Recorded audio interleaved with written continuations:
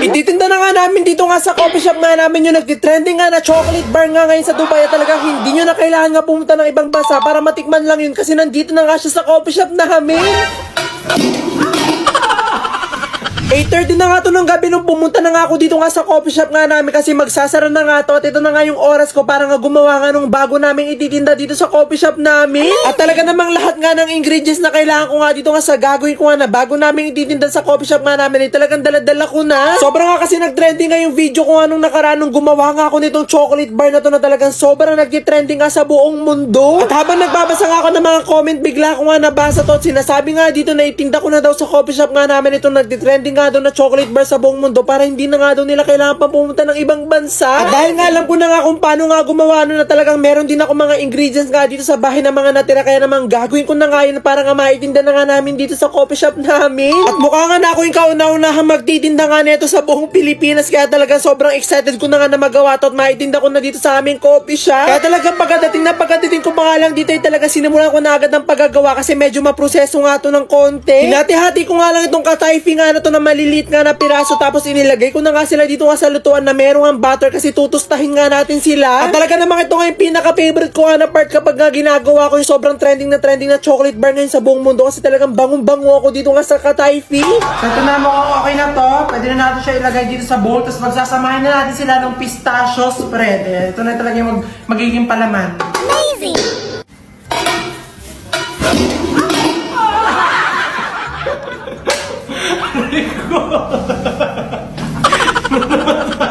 Ang sakit ng init pala.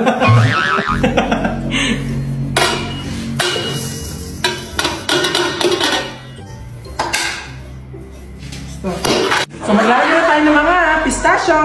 At talaga naman sa sobrang excited ko na nga na magawa nga to, talaga nagkapaso-paso na nga ako dito. Talaga nalimutan ko na mainit nga pala tong lutuan na hinahawakan ko. Pero hinaya ko na nga lang yun na talaga pinagpatuloy ko na nga lang na gawin nga ito nagtitrending nga na chocolate bar nga na to sa buong mundo para talagang matapos ko na. At napakranchy ko na ngayon kanina kung mga pinaghati-hati agad-agad ko naman nga sila pagsasamahan nga nitong pistachio spread kasi ito nga yung magiging palaman nga nung trending nga na chocolate bar. At talaga namang sobrang dami ko ang pinabili nga kay mama nga nitong mga pistachio spread nga na to kasi sinabi ko nga kay mama na kailangan ko nga to kasi meron nga akong gagawin nga sa coffee shop. At maya nga rin okay na nga rin ito ipapalaman nga natin sa chocolate bar kaya naman agad-agad na nga ako magtutunaw nga ng chocolate nga ngayon para nga makapag-mold na nga ako para mailagay ko na nga itong mga palaman. Kaya naman kinuha ko na nga itong mga higanti ko nga na chocolate bar kasi ito nga yung tutunawin ko nga ngayong araw para nga mas marami ako magawa. At dahil nga malaki naman nga itong chocolate bar nga na to talagang isang piraso na nga muna yung gagamitin ko at ito nga muna yung tutunawin ko para nga pag nagkulang na nga lang idadagdagan ko na lang. Pero habang nakikita ko nga na unti-unti nga natutunaw nga itong chocolate talagang sinasabi ko na nga lang na saktong-sakto na nga lang itong isang bar nga ng chocolate nga kasi talagang medyo marami na nga. Gandong proseso na nga yung ginawa ko nga sa pagtunaw nga ng chocolate kasi nung nakaraan nga nung gumawa ko ng chocolate crack cup talagang nasayangan nga ako ng maraming chocolate kasi talagang nasunog nga yung chocolate dahil talagang diniretso ko agad sa kawali. Kaya naman nung tagumpay ko nga natunaw nga ng maayos nga yung chocolate agad-agad ko na nga kinuha nga itong aming mga molder para nga makapagsimula na nga akong gumawa. Nilagay ko nga lang itong magiging design nga ng mga gagawin ko nga na chocolate bar kasi hindi nga magiging kumpleto nga to kapag nga walang ganito. Ito nga kasi yung lalo magpapaganda at magpapasarap nga doon sa gagawin nga natin kaya talagang kailangan na hindi mawala nga ito. At nung nalagyan ko na nga lahat nga sila nitong una ko nga na nilalagay para nga mas maganda at maging mas masarap agad-agad ko naman nga sila lalagyan na nga ng chocolate na tinunaw nga natin kanina. Hindi nga natin muna pwede nga lagyan nga ng maraming chocolate nga itong mga molder kasi kailangan nga muna natin sila lagyan nga ng first layer bago nga natin ilagay yung mga palaman nga natin na ginawa natin kanina. At talagang medyo dito nga ako nahihirapan kasi napakahirap nga na ikalat nga itong pinaka-chocolate nga dito nga sa molder kasi kailangan nga silang malagyan nga kada sulong. Kaya nga kung ano ng tricks na nga yung ginagawa ko para nga maikalat ko nga ng maayos nga yung chocolate para talaga ma-perfect nga natin siya. At mamaya nga rin nalagyan ko na nga rin sila lahat nga ng chocolate talagang inaayos ko nga muna bago ko nga sila ilagay nga sa chiller para nga tumigas nga sila. At dahil unti pa nga lang yung nilagay nga natin na chocolate nga kanina talaga mabilis na nga siyang tumigas kaya naman pwede na nga natin dito ilagay yung ginawa nga natin palaman kanina.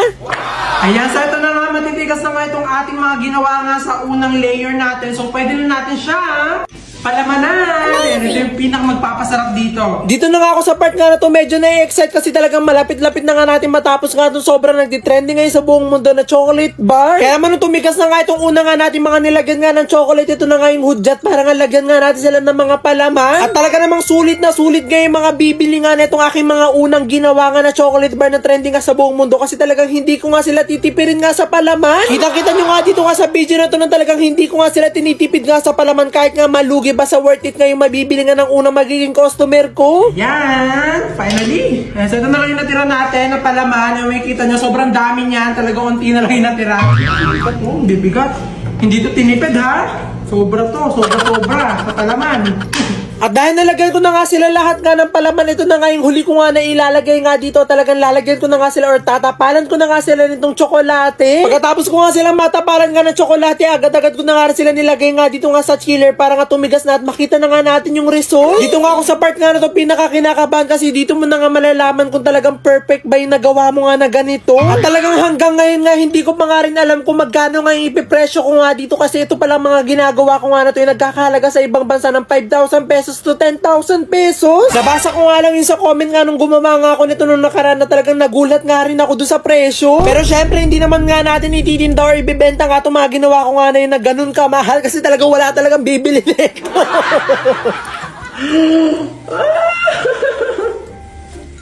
Wow! Ang ganda! At talaga namang sobrang saya ko nga sa mga oras nga na to kasi talagang sobra ko nga na perfect nga itong ginawa nga natin, talagang sobrang ganda. Akala ko pa nga hindi ko nga sila magagawa nga ng ayos so talaga magkakaroon pa ng aberya pero talagang sobrang ganda nung nagawa ko. At talaga namang sigurado ako na magiging agaw pansin nga to kapag nga may pumasok nga dito nga sa coffee shop nga namin sa sobrang ganda nga nito nagawa ko. At akala ko nga lang isa nga lang yung na perfect ko nga na nagawa pero talagang sobrang saya ko kasi lahat nga sila yung nagawa ko nga ng maganda. Kaya ito na nga ready na nga to na itinda nga dito nga sa coffee shop nga namin. Kaya na pang hinihintay nyo kung gusto nyo nga matikman nga itong sobrang nagtitrending ngayon na chocolate bar, pumunta na kayo dito sa coffee shop namin. At talaga namang hindi nga kayo magsisisi nga sa lasa kasi nung una ko nga itong tinikman talagang hindi ko na nga siya tinigilan nga sa pagkain kasi sa sobrang sarap. At ito na nga din-display ko na nga siya dito nga sa coffee shop nga namin para nga pagbukas nito bukas ay talaga makikita na nga agad ng mga customer namin. At kung kayo nga yung tatanungin ko magkano ko kaya siguro may ibibenta nga to, i-comment nyo naman sa comment section para malaman ko.